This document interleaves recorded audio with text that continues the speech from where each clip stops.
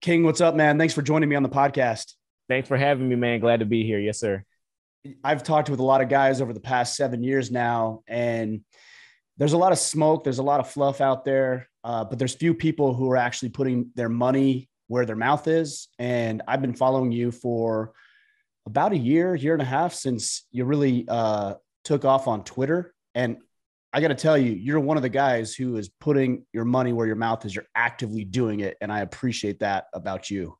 Yes, sir. I appreciate you for even following. It's been a little journey, but our biggest thing is transparency and consistency. So we want to make sure people get to see what's going on and also see us being consistent with our efforts. With your school, and we're going to get into that, but I'm just going to jump ahead because you talk about these key characteristics. One of them is transparency, and I think one of them is also consistency. Mhm. But there's three or four other virtues that I imagine you ascribe to and that you try to teach your young men through the programs that you offer. Why, of all the virtues that it could have been, why did you focus on consistency, transparency, honor, courage, these types of things? For the most part, that's what I think. I kind of learned growing up. My grandfather, my stepdad, my former stepdad, all these guys. We talk about those, cliche terms in regards to men, but nobody really talks about consistency and transparency. Because in order, to be that man, you have to be consistent in what it is that you're doing, even if it's going to work or feeding your family, taking care of your wife, your kids has to be consistent, and also being transparent and open with things that are going on, because you shouldn't be ashamed of anything you have going on. If you're doing the right thing, you should have no problem being transparent. Honor, courage, commitment, those Marine Corps core values. So of course, that's something I subscribe to, being a former Marine. But those values are extremely important to me, and that's how I grew up. And so a lot of the children and a lot of the boys that I work with and families in general just don't have any core values anymore. So we want to instill those in the students that we have coming to our school, and they'll have routines every day. And I believe routines build habits, habits build character, and character makes the man. That's Mm. something I wholeheartedly believe in. Yeah, I agree. That concept of transparency is an interesting one, especially in the world of social media, because Mhm. it's really easy to put on this persona. It's really easy to put out Right. what you think other people want to hear you Mhm. say, depending on what your tribe is, right? We all have tribes, Right. and that's one thing I've seen of you. And it's interesting because we could both put out content and information out there that would probably get us a few more likes, but Mhm. I don't think it's honest and I don't think it's transparent. So Right. I imagine you probably get some pushback. It's hard for me to imagine that you do because I believe in what you're doing, but I Mhm. imagine there is some sort of pushback on you trying to reach out to the community. Talk to me about that. Yeah, so just a tad bit of pushback, from my hometown, especially. When I first started out, didn't get a lot of support from the hometown, and the people that did support, they just, nobody would help out, nobody would like send money, nobody would like, everybody had to do everything for free for the most part.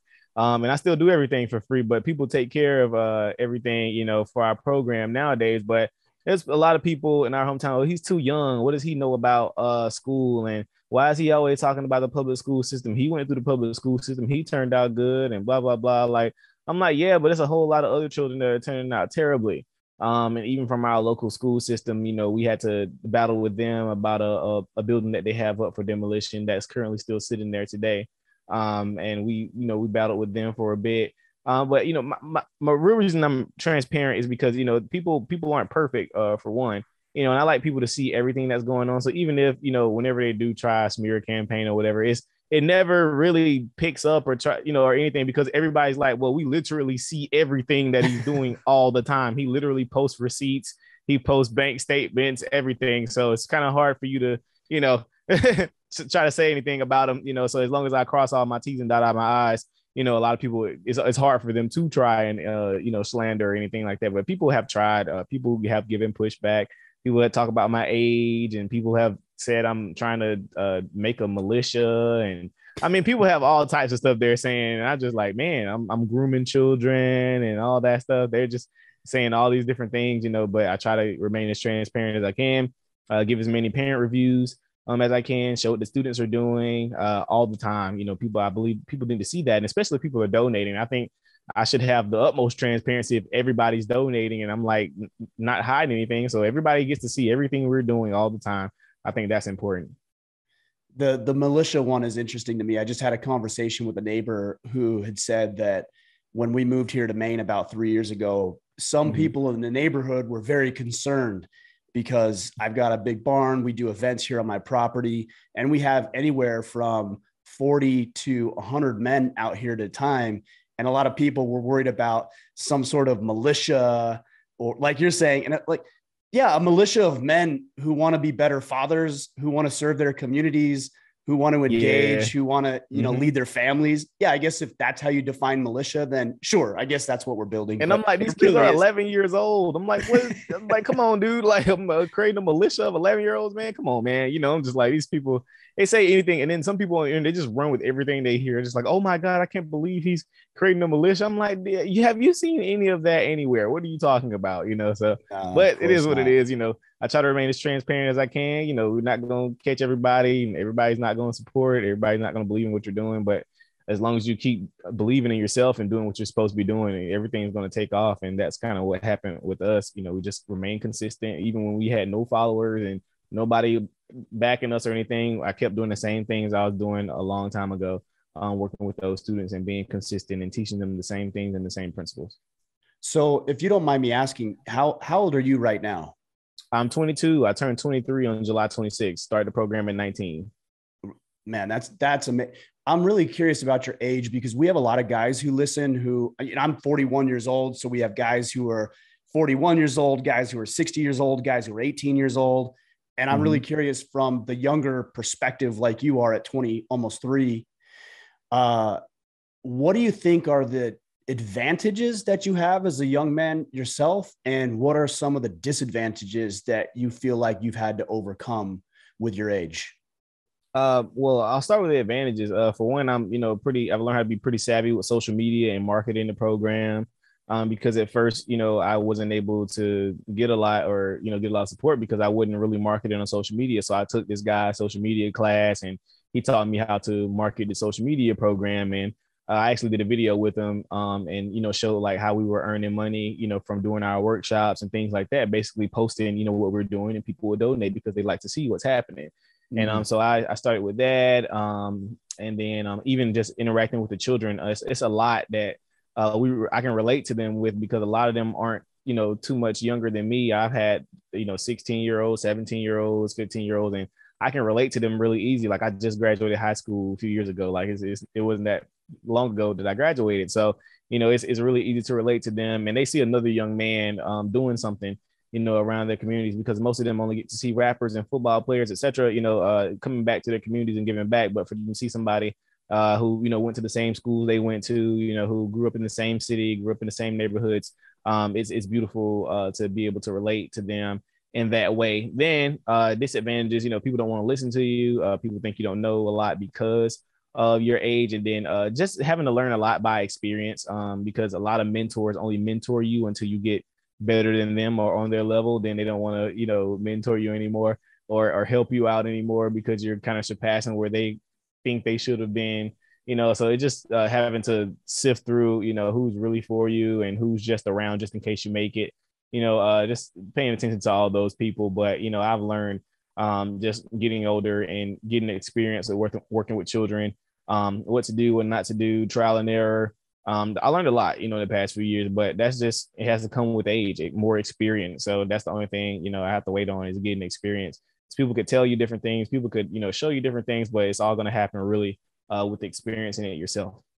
Have you had any experiences over the past 5 or so years where somebody's tried to take advantage of you, or maybe stole from the organization, or, did wrong by you or the boys you're trying to serve? Yeah. I remember, I think it was about 2 years ago. I think we had just come back from the White House, actually. I had purchased the boys some lawnmowing equipment. I bought a brand new enclosed trailer. We had purchased brand new lawnmowers, hedge trimmers, chainsaws, blowers with a backpack blowers, push mowers, and hedge trimmers, weed eaters, everything. And people had donated all that money for us to be able to get that lawn mowing equipment for the boys for them to be able to start their lawn care service, because I was just trying to keep them busy since they were out Mm. of school during COVID. And after school, I'm like, we have to have something to do, and so I'm gonna show you how to make some money. And we probably had just started cutting grass like that first week. And one night, it's about 4 o'clock in the morning, and my neighbor comes and knocks on my door. She said, "Hey, somebody just stole you guys' trailer."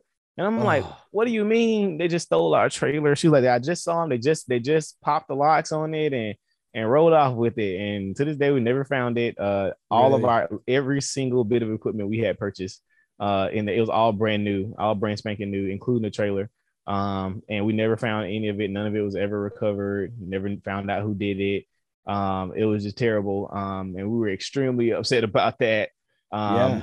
And because the kids were living with me at the time. And what was crazy was they was like, man, because they had stayed up and I had went to sleep. We had just got back from a field trip. And I had just went to sleep. And they were like, "Man, Mr. King, we literally just fell asleep right before they came." They were so upset because they feel like it was their fault because they didn't hear it, Oh, and I it bet. was it was nuts. But yeah, we've had that happen. But for the most part, I kind of like pay attention to people. I don't allow people too much access into what we have going on unless you're a trusted, advisor or something like that. But I hadn't had any real issue with like anybody like stealing anything from us or anything besides that particular incident in particular. Yeah, man, that's so frustrating. How do you deliver that news to those young men where clearly they're going to be disappointed, but what does the framing of that conversation look like? Well, it happened so fast because they were all, they had bunk beds in my living room, so they were right at the front door. And I told them, somebody just took all our stuff, so I was like, "Y'all stay here," and I tried to go right around and find them because it had just happened. So I was like trying to ride in circles and figure out, where it was and everything, and I couldn't find it. And we just had to keep moving. I'll teach them all the time. We keep our bearing and we keep moving. Bearing is one of our core values, also keeping your bearing and not panicking. Keeping your bearing, Mm, it allows you to think. It helps you get out of situations. So I was like, there's nothing we can do about it. And I tell the boys all the time about the serenity prayer. For those things that I can change, we're gonna change it. And if I can't change it, no point in worry about it. So there's nothing I could do about it. So we just kept moving. We posted about it. We told people, people stole our stuff. We reported it to the police in the news, and people, donated again, and they gave us new equipment. People were giving us some used equipment and things like that. But for sure. it turned out to be okay because we, more people found out about us just from that incident. So it was fine. I always tell them to look at the glass half full, and we kept it moving. And that's how we keep, being a blessing, to people in the community. We just be a blessing to keep getting blessings, and we just looked at it. I told them just look at it as a donation. Somebody just needed some equipment. We just donated it to them. So, we just Man, that don't. you're a better man than I am. I would have been livid, but I do like that concept Oh, of I keeping was your livid. bearing. Now I did have my weapon with me, and I was ready to shoot someone. I didn't have my bearing at that particular moment. When Yeah, I I got bet. back, I had to calm my nerves. Yeah, I bet. And it's like that old adage of, no press is bad press, right? It's like, okay, Mm-hmm. well, we lost, 50 grand or whatever worth of equipment, but Yep. we got $75,000 in donations. So was it really a loss? Yeah, Right. probably Right. not. Absolutely. Yeah. So you said the boys were living with you. Is that still the case? Are they living with you, or do you have a campus, or what does that look like? Yeah, so for 2.5 years, the children were living at my house. And after this past summer, or not this summer, but the previous summer, they stopped living with me because we were trying to get our school together. Yeah. And so I canceled summer camp this year to get our school together. So this is the first summer camp year I canceled, and my boys were pretty upset with me, I but bet. had to I cancel. Like, we bet. got to get the school together. But they will be boarding at the school on the campus this year. So we're starting with sixth grade boys, 11, 12-year olds, and they're going to graduate from high school from our school. So we'll grow a grade every year Wow. with those students. So the first year will be sixth grade, next year will be seventh and sixth, next year after that will be eighth, seventh, and sixth, and so forth. And those our first inaugural class of gentlemen come this year, and they'll be graduating, I think, in 2028. Yes, Yeah, 6 years, yes, right? Yeah, that makes yep. Mm-hmm. sense. Yeah. That's amazing. So, all right. So you're going to start with sixth graders and then work up every year. And then are these boys going to live on campus? Probably not year round. Like they're going to like a normal school year and they're going to get a summer break, or what does that look like? For summer break is going to be a choice because we do overnight summer camp. Mm, But overnight summer camp will be a choice. However, everything else will be full time. If their parents say they want them there all year, then they'll be there all year, every day. But we do Do have a lot of regular these breaks. boys go ahead? I'm sorry. Yeah, we have a lot. We'll have regular breaks though, such as fall break, Christmas break, spring break, teacher work days, Labor Day, holidays. They'll have those breaks, like regular school, but they will be staying on campus full time. Outside Got of it. that, And this is exclusively for young men, correct? yes. Awesome. So this is a sensitive question, especially in this day and age. But what do you do when you run into a scenario when a family brings a quote unquote young man who is not actually a biological boy? Is that something you've considered? We have a pre-enrollment process, and one of the questions are you registering a biological male child? And if they press no, then the application goes out the window. So it is what it Yeah. is. But we No, we won't it's have we won't have that issue too much down here in South Georgia. We're in the Bible Belt. I mean, we have people trying to be that way, but for the most part, people are not going doing that. And I know people have asked it, what if I have a boy that's want to be a homosexual? And I've said this 1,000 times. I don't care if he wants to be a homosexual. What you decide to do in the bed has nothing to do with me. I think our issue is when people go around, shouting, "Oh, I'm a homosexual." I'm like, all you're telling me is what you decide to do in bed. I don't care what you decide to do in bed. It has nothing to do with me. I mean, he's still going to learn how to be a man. It's like a good friend of mine, Jalen Johnson. He's a homosexual, but he's a stand-up guy. He's not out here doing all that and with no weave, and he's not trying to be a girl. He's a man. He's a whole man. So I don't have a problem with it. I'm like, he's still going to learn everything we're going to be teaching him. He's still going to learn how to protect his community. He's still going to learn how to protect his family. We're not teaching anything different. He's going to wear the uniform. And just like everybody else, he's going to get haircuts, not wearing earrings, no makeup, none of that stuff like everybody else does. But you decide you want to be a homosexual, that is on you, and that is your choice. I don't have a problem with you wanting to be homosexual, but we're not teaching that here. We're going to teach you how to love a wife at this school. And if you want to do that on your own time, then you can. But I don't have a problem with them wanting to be homosexual. That has nothing to do with me. I'm like, I don't care what you decide to do in bed. That is on you as you become an adult or whatever. But as far as what we're teaching at the school, we'll teach them to love wives. That's powerful. It shouldn't be powerful. It should be like everybody, right. But the fact that you're willing to stand by that and even say that on a podcast, and I respect you for that. I feel very much the same way personally. A lot of guys who listen would agree. But the fact that you're willing to say it and say, no, this is what we do, is such a rarity that it's like refreshing for me to actually hear you say something like that and then have the conviction to actually stand by it. But it's the same thing with if you had a straight young man and he's going to be sexually promiscuous during your curriculum. Imagine there's consequences to that too. Exactly. Exactly. Yeah. So as much as they'll be at school, I'm planning on creating an actual fraternity for them to join after they leave high school, like having our own fraternity. So that way we can keep them accountable as they're an adults too. Because just like when they graduate school, they'll have requirements they have to pass to graduate, not just academically. They'll have to know how to swim. They have to make sure they have all their basic knowledge of automotive repair, general contracting, welding, firearms training, wilderness training, all the things that we'll be doing with them. They'll have requirements to graduate. Then after they leave, every year, even if they're not participating in some of the activities that we have for them as adults, you have to come back at least once a year and requalify in everything that you've been taught, such as firearms training, swimming, automotive repair, general contracting, all this basic stuff you will need to know as an adult. So even if you're not even actively participating in that job or whatever, you still have to have a basic knowledge of all these things, because these things help you survive, especially wilderness training. I think that's important, as well as firearms training and family training that we'll be giving them too. But yeah, definitely, even like I was talking about my friend Jalen, who's homosexual, he hates the LGBT movement. He's like, he said, trying to push this on kids and all that stuff. He's like, this is absolutely ridiculous. He hates it, but just like I said, you wouldn't know he was homosexual unless he told you. And that's what I'm talking about. I'm like, that is where we should be, because you don't know whether if I'm homosexual or not unless I tell you I'm straight or whatever. But that's how it's supposed to be. That's what you decide to do in the bed, essentially. Literally, that's who you decide to love in bed. That is it. We should be talking about sexuality, with our children, not super early anyway, or trying to push something on them or teach them about anal stuff and blah, blah, blah. That's insane, man. These are babies, and they're not even thinking about that yet. But now in this new day and age of social media, etc., these kids 5-6 years old know more than we do about sexual activity and things like that, or even these TV shows that they're watching. And I was just looking online, these people doing a study about how nowadays there are more homosexual families on TV versus straight families. And even commercials, etc. They're doing a study and showing about now that is not 50-50. It's more homosexual families than straight families on TV, and all the straight families are not married and have a functional relationship. Those families are in dysfunctional relationships and doing whatever, and they're not married.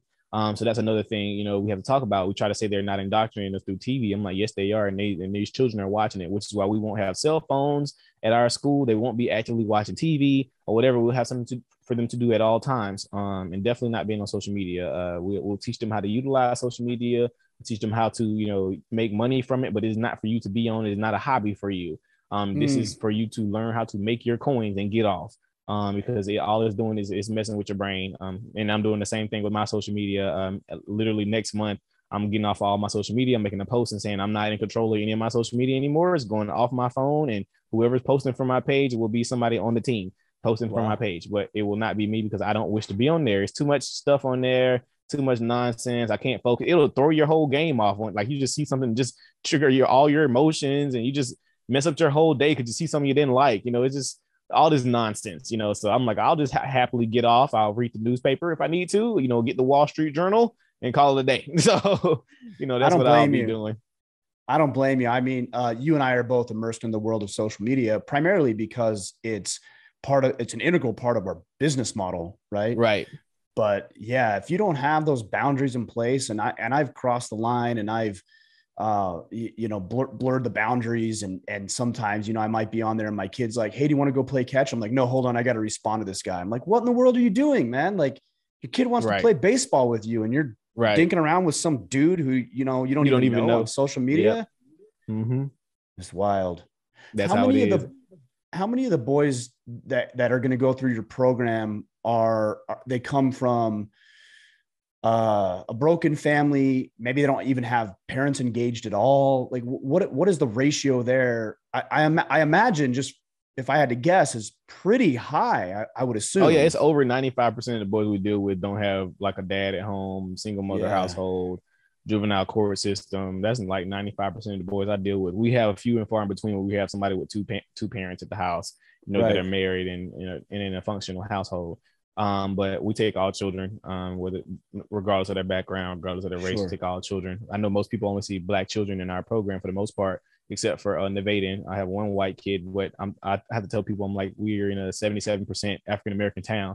I figured that was just because of where you were, not that's just because of where I am. I'm like, right. Yeah, and as much as I try and recruit, people are only going to sign up their kids if they want to, and I'm going to take, who signs up their children. So we only had one white family sign their kid up, so that's the only white kid we got. So, but I have no problem working with children of other races. I mean, I have had more in our book club, years ago, but that was from a group home, because they had, some Chinese kids and Mexican kids and white kids.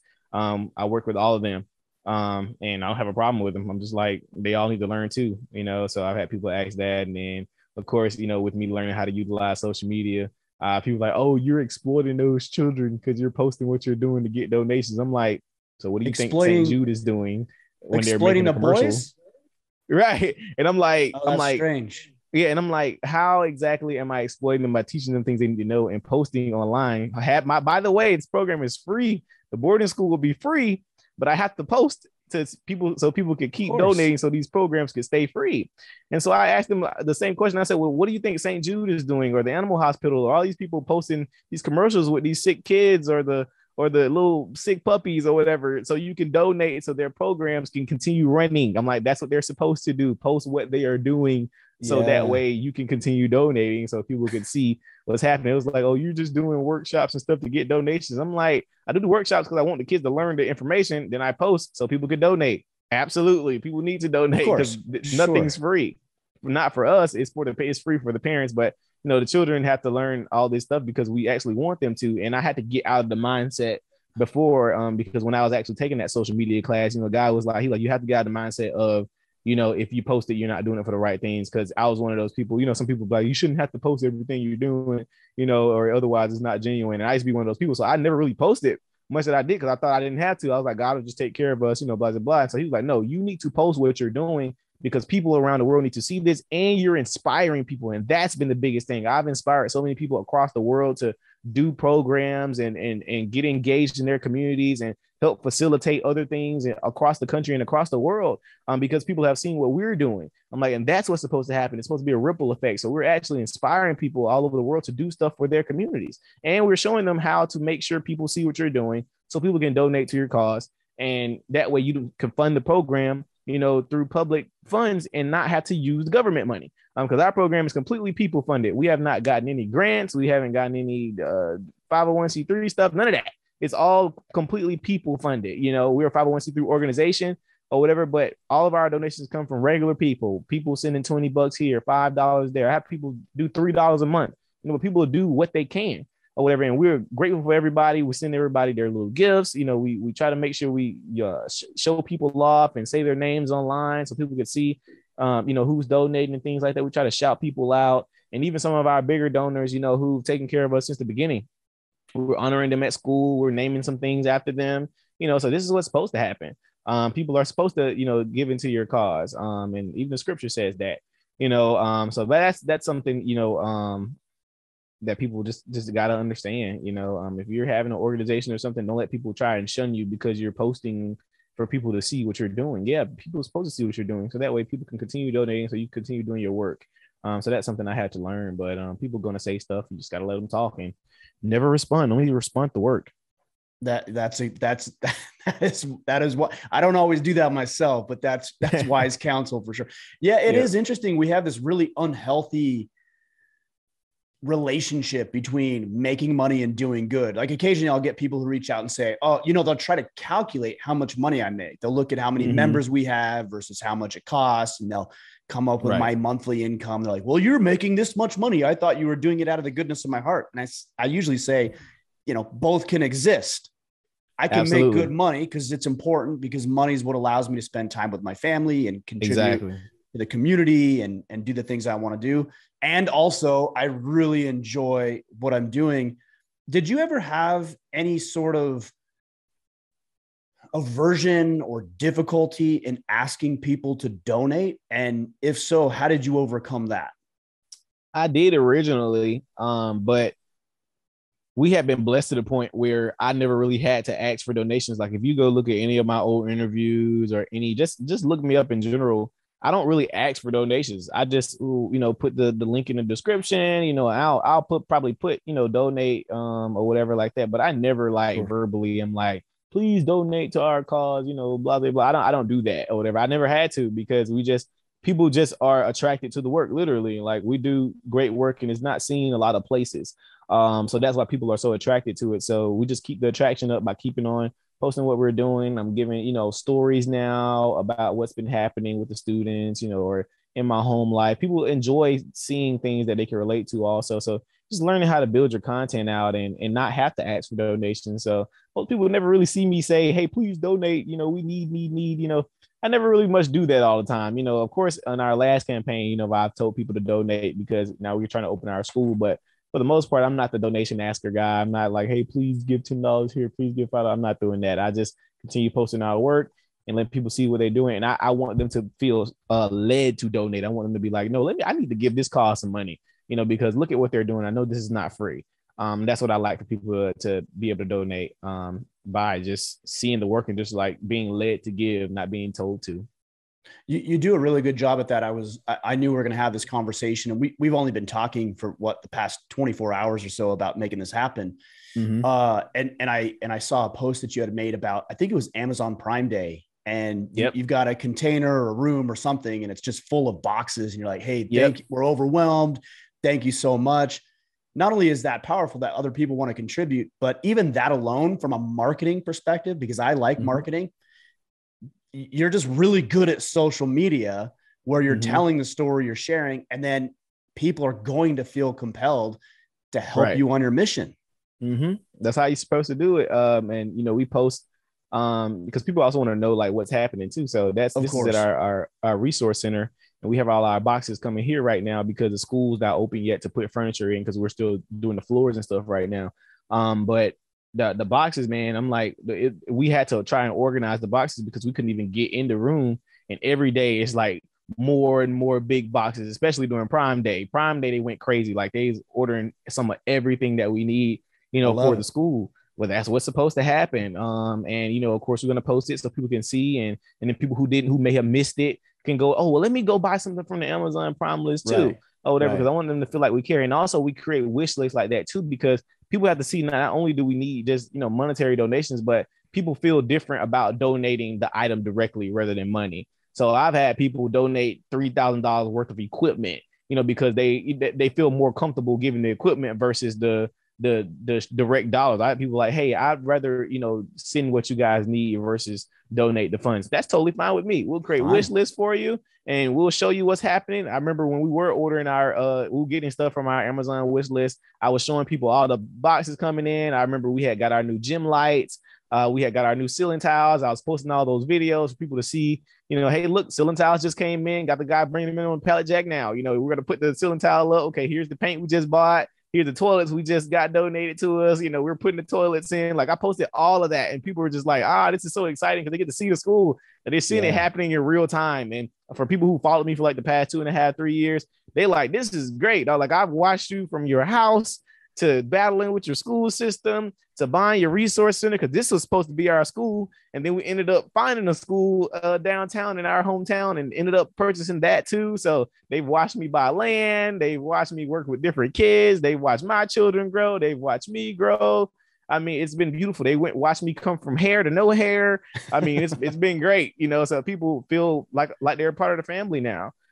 So that's what works, you know, for us. And people who've been watching us for 2.5, 3 years, you never know who's watching too. Like I've had one person, I think one of our biggest donors, she had been watching for like 2 years straight. She got like 10 followers or whatever, you know, but she just been watching our page. Right. She was like, I've seen enough work now that I feel compelled to give a big lump sum in, you know, such and such amount or whatever, you know, and she gave like $50,000. Like, and I was like, you never know who's Never watching. know. This is why you continue being consistent and continue being transparent, because that helped us get all of our furniture for the school.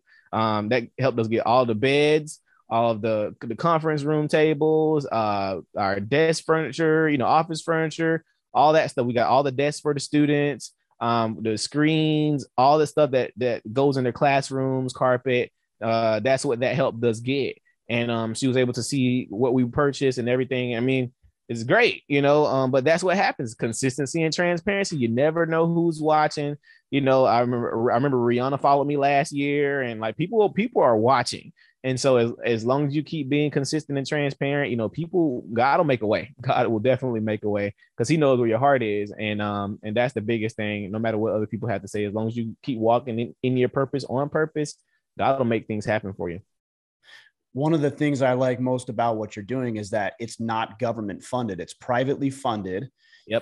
And, you know, you hear from so many people who are like, well, you know, we have to have taxes and we have to do this and that, because if we didn't enforce this, then, you know, nobody would do it out of their own free will. And I'm like, I don't think so. It seems to be Right. counter to that. And then the other thing is I see this campus that you now have. Do you call it a campus? Yeah, it's this campus. Yeah. Yeah. So you have this campus, and I've seen pictures over the past week or two of what it looked like. And it looks like, you know, kind of a rundown building that maybe was vacant for several years. I don't know the story. Yep. And then you Mm-hmm. come in and you refurbish it and you paint it, you fix some windows, you remodel it, you restore it. And not only is it privately funded, now you're actually serving the community. You're putting people to work. You're obviously Yep. helping these young men grow so they can go out and serve their communities. It's just a beautiful thing, man. Yeah, man. The story is quite compelling. Even listening to myself tell it sometime, because it happened like it felt like a long time for me, but 3 years and 2 years to other people is really fast. And it is a quick amount of time, but for me, it just felt like forever. But I mean, just from starting at my house when I was 19 and I had 20 kids in my dining room on a little small dry erase board, to, you know, boarding some kids at my house, and then our book club growing to a point where I couldn't fit it in the library anymore. You had to go use somebody's business at their copy shop, because they have a print shop. They do print and stuff or whatever, but we used to use their copy shop at the end of the day. And from there to COVID happening, and then having to start taking kids to stay in my house and putting bunk beds in my living room to house these kids, and teaching them workshops and taking them to a farm and all these different things. And then from there to purchasing some land, and then getting invited to the White House, We purchased 40 acres last year, to teach the kids wilderness training. And then from there to buying our resource center. And after having a big shebang with our local school system that took 8 months of our time, we could have purchased something else, but we ended up purchasing these 3 buildings right here. They're really small, 3 small buildings that we were going to start our school in. We're just going to start really small and call it a day. And I'll never forget, we used every last bit of money to purchase these buildings right here because we purchased them cash. And I'll never forget, 2 weeks after we closed on this resource center, my realtor calls me and she says, King, we have a school downtown for sale. And I said, there is no school downtown for sale, Miss Carter, because there are no schools downtown. And she's like, no, there's an old school there with a church attached to it, and it's been vacant for about 3 or 4 years now. Come downtown and look at it. I'm like, what church? She's like, Friendship. I was like, oh, I went to pre-K there. I'm like, but I don't remember a school being there. I go to this location. It's 41,000 square feet, 25 classrooms, cafeteria, basketball gym, chapel, library, the whole 9. 2 kitchens, 1 commercial kitchen, 1 regular kitchen, so many miscellaneous offices, locker rooms, the whole 9. So I walked through this building and I say, well, Miss Mary, this is great. 2 weeks ago. But we spent all of our money that we that we tried to raise for this. We already raised. I'm like, I can't purchase this building. I'm like, I'm sorry, but there's nothing I can do. And she was like, you gotta buy it. She was like, it's everything you needed, which it was. I was like, this is everything we need. But I'm like, I can't do it. I can't buy it. We don't have the funds. We're just gonna start out small over here. And maybe, if it's still for sale, we'll try and get it at another time. And she was like, no, you're going to buy this building and you got to figure out how to do it. Call some of your donors or whatever like that. And even at that time, we didn't even have our 501c3 back yet. So a lot of people didn't want to donate because, we weren't tax exempt yet. You're right. So anyway, I pondered on it. I prayed about it. I was like, I can't do this. But she was like, call some donors. So I called one of our previous donors who had promised to give so much whenever we got 501c3 status. And I called him. I was like, look, I hate to do this again. I was like, but we have another building that we're trying to buy. I said, I don't want to make this a public campaign because people are going to feel like we're juicing them now, and we're just being dishonest because, okay, you just purchased a building, what you need another building for, like I'm thinking about how people are going to look at it in public. And he was like, okay, King. He was like, look, I'm going to trust you. You said your 501c3 paperwork is in. I'm going to trust you. I'm going to start you out with $25,000. We needed $70,000 to get in the building, to put down. We need $70,000 to get in the building. So he was like, I'm gonna start you out with $25,000. And he said the check. And I said, I promise we have a 501c3 coming in. I'll let you know when it comes.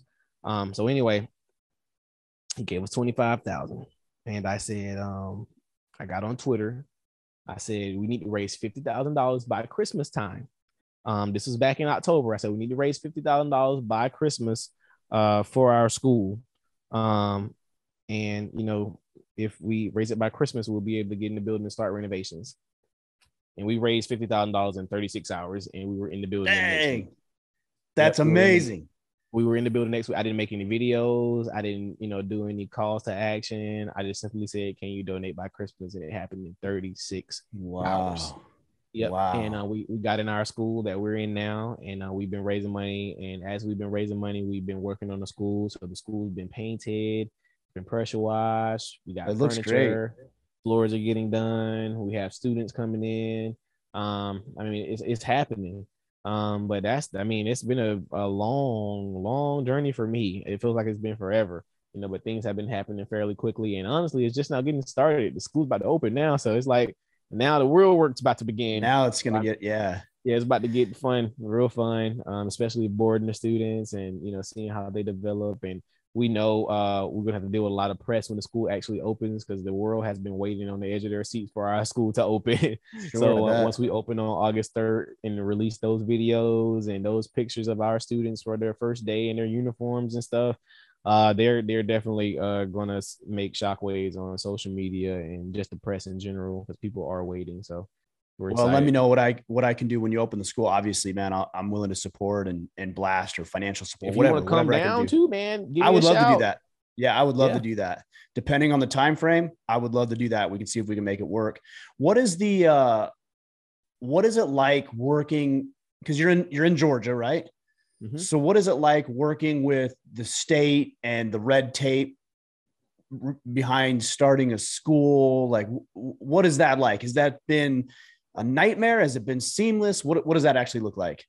It was a nightmare when I was trying to work with the school system and buy one of their buildings. But ever since we bought our own commercial building, our city commission supports us wholeheartedly. Our mayor, Awesome. our commissioners, they support us. The state charter school commission, they've been begging us to start a charter school. So we've been in talks with them because I originally thought that a charter school was a part of the school system. They were like, no, we're our own school system. And they're all mostly conservatives. They were like, no, we're our own school system, and you basically teach what you want, but we keep funding from the government that needs to be, in these charter schools. So I toured a few charter schools, and they all have their own curriculums. They do what they want to do. They teach what they want to teach, but they get public funding for it. And it was like, That's what you should. That's what you need. You were like, even though you have, people that are donating, it's nothing gonna be like serious like getting real government dollars that need to go to programs like this, because money should follow the students.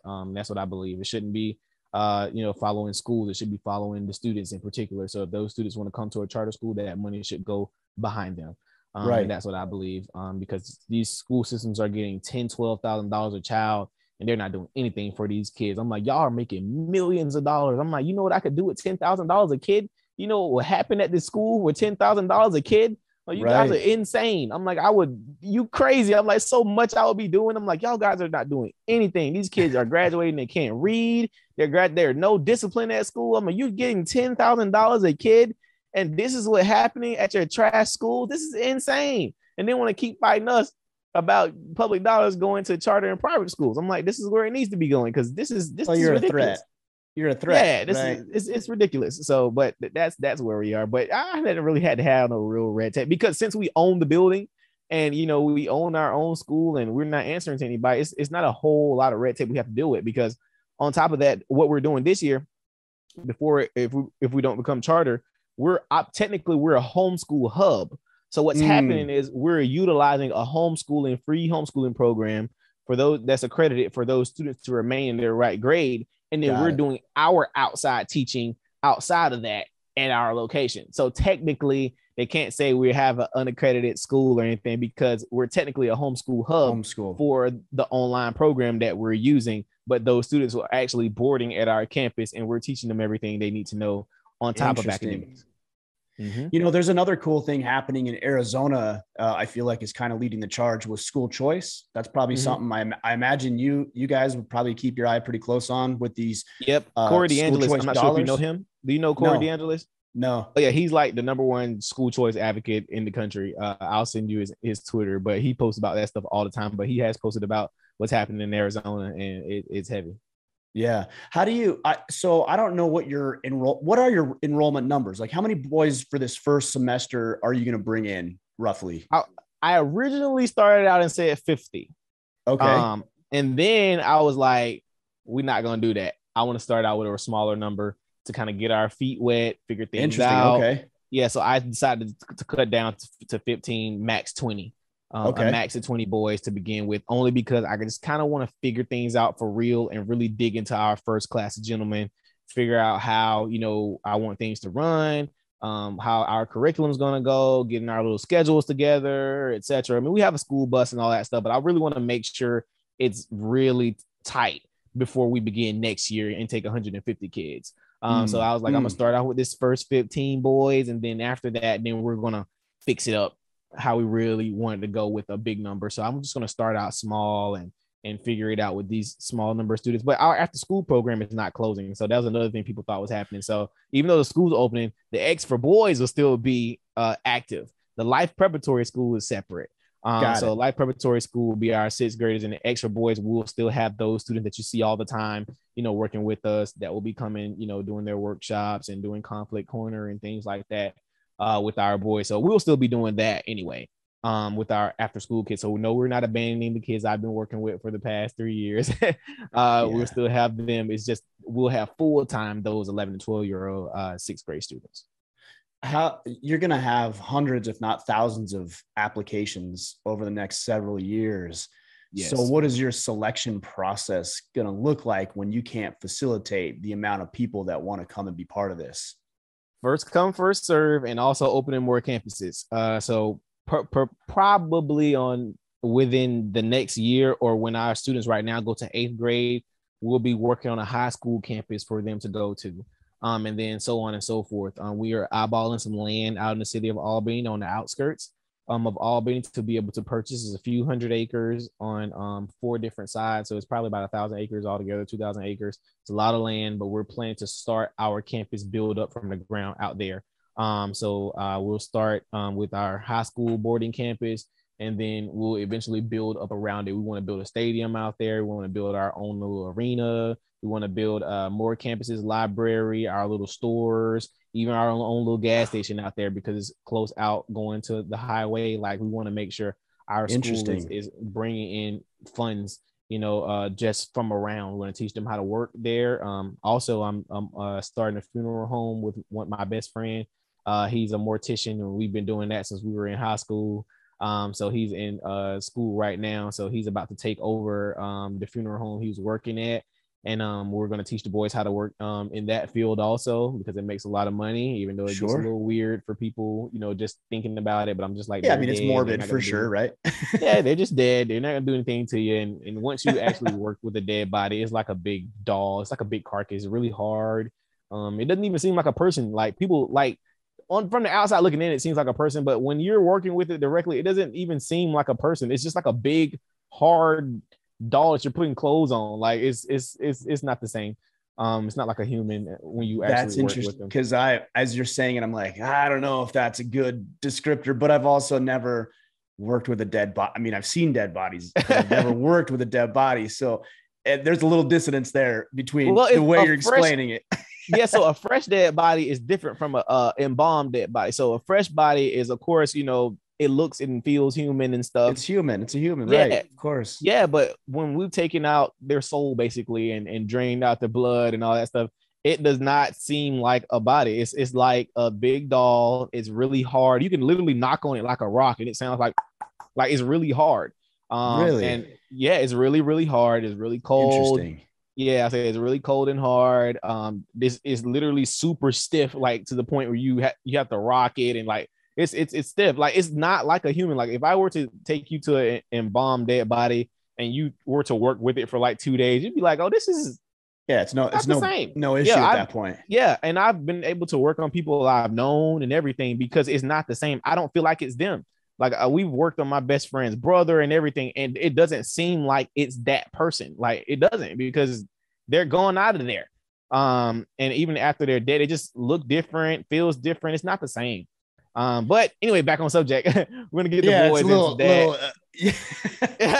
I gotta say this: you're a really interesting person. Like, if I understand correctly, you are a professionally trained chef at the age of 17. Yes, sir. Mm-hmm. And then you were in the Marines. Yep. For what? 4 years? You like minimum enlistment? I did 2 years. Okay, 2 years in the Marines. Mm-hmm. Now you're starting a school for boys, and you're like, yeah, I'm gonna open be a mortician as well. Like, you're a fascinating person. That's so interesting to me. Yeah, I just think so I graduated culinary school, became a chef, and I was awarded for that from the Georgia Restaurant Association when I was 16. And right now I just got accepted into the University of Alabama. I'll be full-time online doing their nutrition courses, trying to become a registered dietitian. Wow. So I'll be doing that on top of working with the boys. So whenever they're finished in the evening time, I'll come back to my computer and do my online classes for Alabama. That's just kind of one of my bucket list things. I always wanted to go to University of Alabama as a kid. That was somewhere I always wanted to go. And our head mistress, she's a graduate of University of Georgia. She has her master's from UGA and her bachelor's. So she's graduated there twice. And so she always called me a t-shirt fan. I was like, you know what? Let me go see if I can actually get into Alabama, because I've been wanting to go there anyway. And so I got accepted. I actually just went and toured the campus 2 days ago. It was beautiful. And I had fun doing that. So I'm going to do that. I also cut hair. I work on cars. I fix houses. I paint. I grow food. We were taught, growing up, be a jack of all trades, so that way you can make money doing everything. I can lay bricks, I can do concrete, all that. You also started a bowling league, if I understand correctly. What's your best score? What's your best score you've ever thrown? or My bowled? my personal best score is like 225, I believe. I mean, it's pretty Pretty high. good.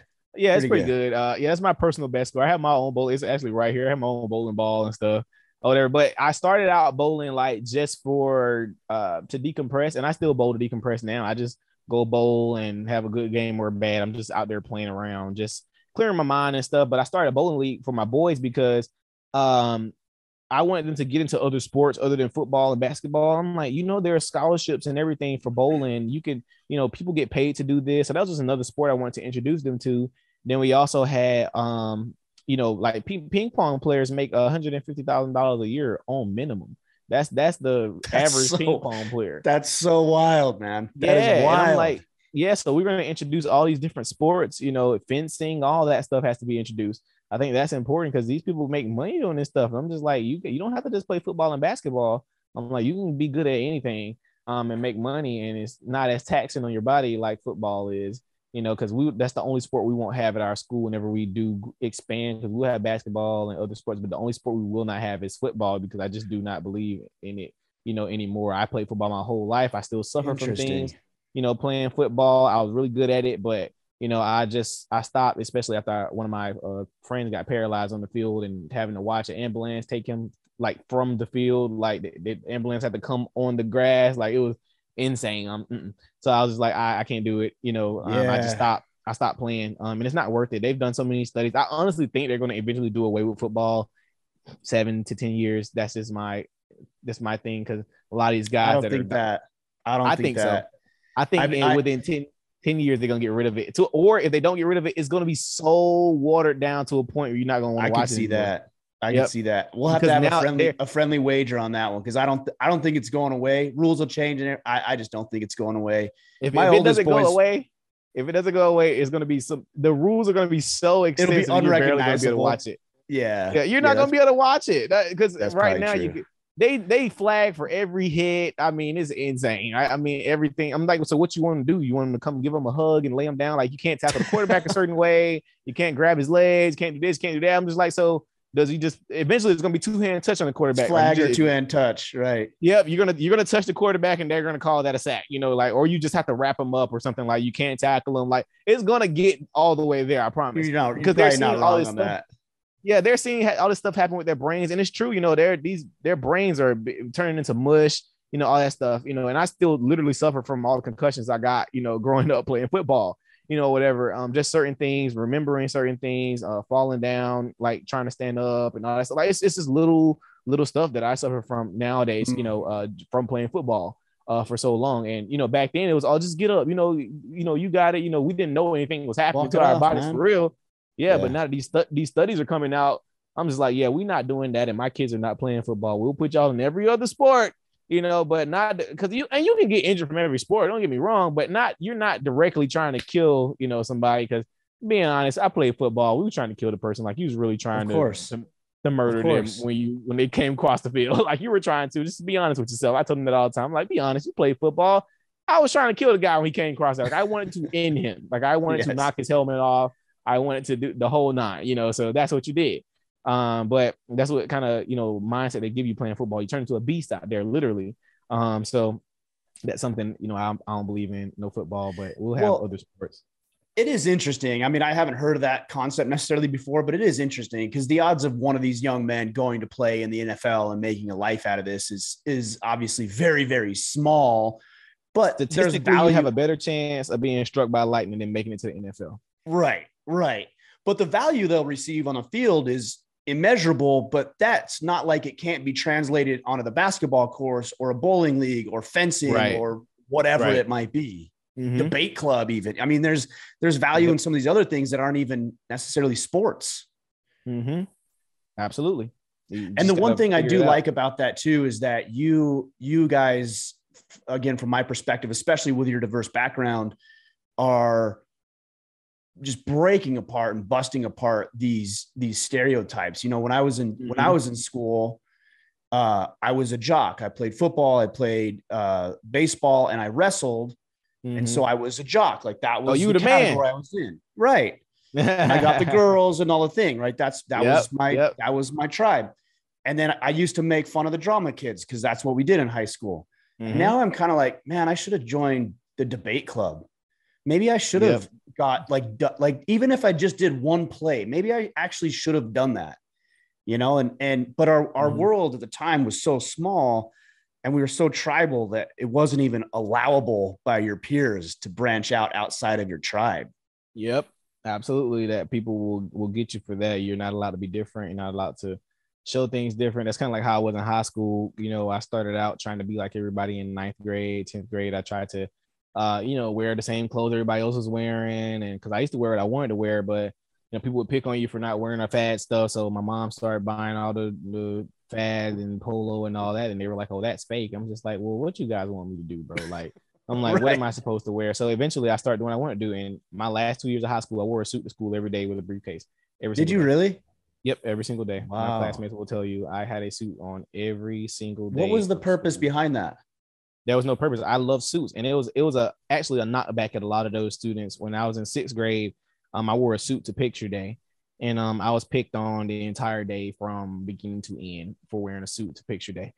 So I never want to wear a suit again. But I went to school with some of those same students in high school, so I wore a suit to school every day, and I became the hottest thing on campus. And all the girls loved me because I was different. I smelled good. I kept a haircut. All the teachers loved me. I got voted best student by the teachers and most likely to be famous by all the students. Like I had that, and just because I was different, I didn't wear what everybody else wore. I wore what I wanted to wear, and I did me. I was myself, and people didn't like it. Everybody else loved it, and that just had to be yourself. You be yourself, and people are gonna have something to say anyway. So once I discovered people were gonna have something to say anyway, I didn't care. I was like, I'm just gonna do me. Of course, they thought it was cool and funny at the time when I first started. So they noticed, and all the girls start becoming attracted to me, and I'm smelling good walking down the hallway, and everybody want to dap me up. Yeah, and then all the teachers, think I was cool. And even if I were to skip class, like teachers didn't even know I was skipping class because I had on a suit. Like, this kid's not skipping. He has on a suit. Like, you're not doing any of that. So, but I kept my grades up. I was in culinary school and in college at the same time. So while I was in high school, so that was a thing too. So either I had on my chef's coat during the day because I was going back and forth to class, or I was in a suit every day. So that was me. I put all my work in the briefcase and I made it happen. Never had a book bag. Everybody always knew something was wrong with me when I wore a hoodie to school. They'd be like, what's wrong with you? Like, and I was like, man, it's just a little rainy day, man. Like, I'm just not having a good day. And I go, let me know if you need something, man. We're looking forward to seeing what your suit gonna look like tomorrow. So, I always had the nice suits at school and stuff. But to this day, I got like 42 suits now. I love suits. That is my thing. Really? Wow. Yeah, I have 42 suits, but they're all conservative type suits. It's like black, brown, gray, navy blue. Nothing too crazy. My grandfather always said growing up, you always have a black suit, black tux, in your closet because you never know when you're gonna need them. So I always keep those. So I always had those, but now I got different color tuxedos and different color suits. I love suits. That's my thing. That's my little thing I like to collect. And I also love wrestling. I'm a big wrestling fan. So I was gonna ask you about that. Yep. Tell me about those belts behind you. Yep, it's just another one right there. It's behind my Andrew Young. Oh, behind it. Yeah, I can see it. Yep, I have about 4 championship belts. Yep, and then my assistant, she bought me one for Father's Day with the school logo and stuff on it. But I'm a huge wrestling fan. I love WWE, love AEW. I'll actually be at WWE SummerSlam for my birthday. Going to see Brock Lesnar and all those guys. I'll go and see Undertaker. Undertaker's having this little fireside chat type thing, and I was able to get into that little thing. He's been around forever, man. I used to draw pictures of him when I was probably 9-10 years old. Me and PJ, my buddy PJ, would draw pictures of the Undertaker and Jake the Snake Roberts and Andre the Giant. A little before your time, but you still know the names. Yeah, I'm a wrestling historian. There's nobody you're gonna name I didn't know. I promise. Bushwhackers were my boys though. The Bushwhackers, man. Oh yeah, the Bushwhackers. Yeah, what's crazy is the Bushwhackers. I've had the WWE encyclopedia. I've done like a lot of research. Like I know all my wrestling stuff. But Undertaker, he just retired. He retired like last year, 2 years ago. Yeah. And he having now he's just doing podcasts and stuff because now he's out of his character now because he was saying before he wasn't doing like shows and all that stuff because of his character's persona. Like he's the Undertaker. He can't be talking to people and writing autographs and stuff because he's the Undertaker. So when he was doing his American Badass persona, he could because he was human at that time. He turned himself into a human. But then once Kane buried him alive in kayfabe, in character world, he got buried alive and he turned back to the dead man. So he couldn't do that stuff now. So now he's a regular person. Now he's Mark Calloway, which is his real name. Right. So now he's, doing podcasts and talking to people and doing little fireside chats. So he's having one in Nashville the same weekend as SummerSlam, and I'll be there. I'll be getting the Undertaker wrestling belt. They have a replica belt for the Undertaker, and I'm gonna get him to sign it and stuff. Nice. So we get a meet and greet with him. It's gonna be fun, and I'll be Yeah. meeting some other wrestlers as well. So it's gonna be a fun weekend for me. Sounds Big like it, wrestling man. fan. Sounds Yep, like it. Well, King, I absolutely. appreciate your time, man. And even more important than that, I just appreciate what you're doing. As I started this conversation off with you, there's a lot of people who are talking about what it means to be a man and how to be better. But there's few of us who are actually, doing the real work. I think your motto for the school, I wrote it down. Let us make men. Is that right? Let us make Let men. us make man. That is the scripture. Yes, sir. Mm-hmm. I love it. I love it, Yep. brother. Well, let us know how we can connect with you, support you, and we'll make sure to sync it all up with the guys. Sure. All of my social media tags are at New Emerging King across all social media platforms. That's at New Emerging King. You can go to the website at theextraboys.org. That's THE, the letter X, FORBOYS.org. You can find the Extra Boys online. If you can't find us on social media, you can go type my name in on Google, type in King Randall. If you can't find me on Google, I don't know what else to tell you. But those are all of our social media tags. And if all else fails, find us on Google, type in King Randall or the Extra Boys. We will pop up on the first link. Right on. We'll sync it all up so the guys know where to go. And please make sure to let me know when the launch is for the school, because if I can make it, I would love to come down there and pay you guys a visit. Send me an email and I'll send you a grand opening banquet invite. That's September 24th. So we're going to have the grand opening after we open the school, because I want our people to actually see the students and meet them. So we'll have an actual grand opening banquet on September 24th, and I'll send you that information when you send me your email. Awesome. Thank you, brother. Appreciate you. Thank you so much.